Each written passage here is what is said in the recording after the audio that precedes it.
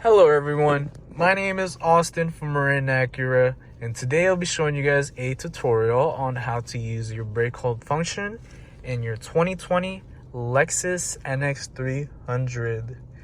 So, in order to access this feature, we must first go to the gear shifter. And once we get to the gear shifter, what we're going to do is we're going to click on this.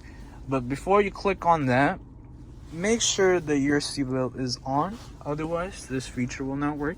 So click on it, and once you click on it, it should indicate on the right hand side of the speedometer, it should say illuminating in green, brake hold is on.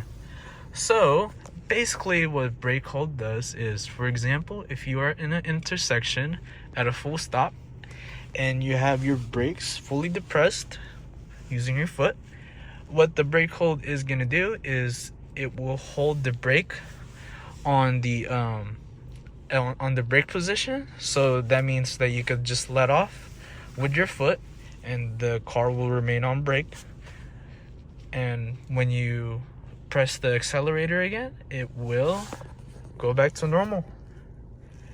And yeah, if you want to turn it off, press on it again, and as long as it doesn't say brake hold right there illuminated, then it should be off. And yeah, that's pretty much it on the quick overview of the brake hold for the 2020 Lexus NX300. And my name is Austin from Marin Acura, and thank you guys for watching.